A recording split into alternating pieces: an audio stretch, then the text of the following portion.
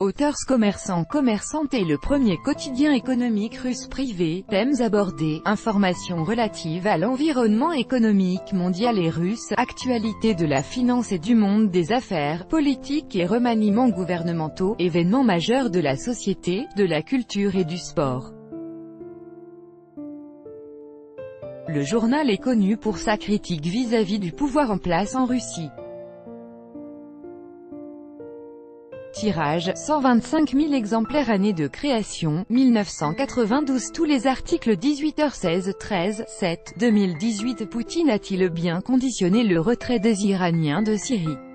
Le Premier ministre israélien s'est entretenu mercredi avec Vladimir Poutine au Kremlin et s'est montré ensuite inhabituellement éloquent lors de la conférence de presse par rapport aux deux autres sommets russo-israéliens qui s'étaient déjà déroulés en 2018. Traduction de la presse russe, juillet 2018, 21h24 12/7 2018. Réconcilier Israël et l'Iran, un défi à relever pour Moscou. Benjamin Netanyahou s'est rendu hier à Moscou pour évoquer le processus de paix israélo-palestinien et la Syrie avec Vladimir Poutine.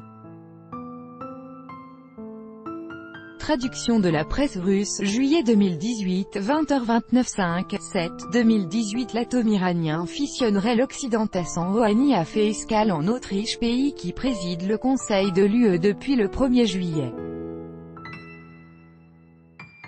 Traduction de la presse russe, juillet 2018, 20h41 2/7 2018. Les BRICS préparent leur sommet anniversaire à Durban, en Afrique du Sud. Nikolaï Patrouchev, secrétaire du Conseil de sécurité russe, a préparé avec ses collègues des BRICS l'agenda du 10e sommet de cette association dont les membres se considèrent comme des acteurs clés du passage de l'unipolarité américano-centrique à l'ordre mondial post-occidental. Traduction de la presse russe, juillet 2018, 17h de 21/6 2018. Du foot, mais pas que. Le président portugais au Kremlin. Pour la première fois depuis 2001, Vladimir Poutine a rencontré à Moscou son homologue portugais Marcelo Rebelo de Sousa, premier dirigeant portugais à se rendre au Kremlin pour un sommet depuis 2001. Traduction de la presse russe, juin 2018, 18h51 20/6 2018. Retrait des USA du CDH. Israël n'est pas le seul prétexte. L'administration de Donald Trump a annoncé que les USA se retiraient du Conseil des droits de l'homme de l'ONU, CDH.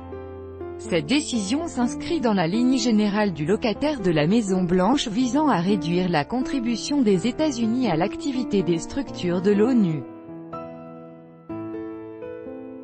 Traduction de la presse russe, juin 2018, 20h28 14/6 2018. Kiev accusé de complaisance envers les néo-nazis. 4 organisations internationales des droits de l'homme ont publié un communiqué d'une fermeté sans précédent adressé aux autorités ukrainiennes. Ces dernières sont accusées de complaisance envers les groupuscules néo-nazis. Traduction de la presse russe, juin 2018, 19h25 7/6 2018. C'est une honte, le chef de Wintershall au sujet de la politique sur le Nord Stream 2. La construction du gazoduc Nord Stream 2 va commencer, même si la Suède et le Danemark n'ont pas encore donné leur autorisation. Mario Mehren, président de la société énergétique allemande Wintershall, évoque l'attitude des partenaires européens de Gazprom envers ce projet dans le contexte de la pression des USA. Traduction de la presse russe, juin 2018, 20h03 5/6 2018. Les BRICS, 5 pays contre l'ordre mondial unilatéral. Ministre des Affaires étrangères des pays des BRICS, le Brésil, la Russie, l'Inde, la Chine et l'Afrique du Sud, se sont réunis lundi à Pretoria pour préparer le futur sommet de cette union informelle, qui devrait se dérouler dans 3 semaines à Johannesburg.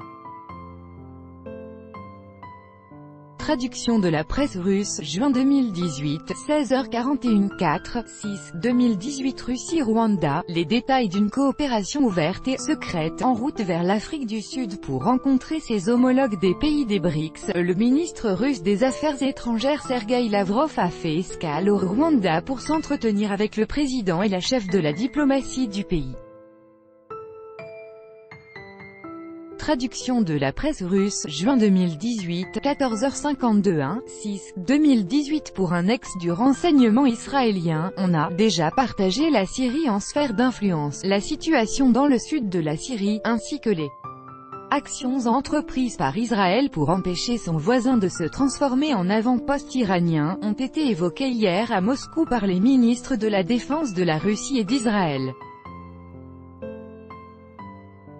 Traduction de la presse russe, mai 2018, 19h50 5, 2018. Les aéroports britanniques durcissent le contrôle pour les enfants russes. Les services frontaliers des aéroports britanniques ont renforcé la procédure de contrôle des enfants qui arrivent de Russie sans accompagnement.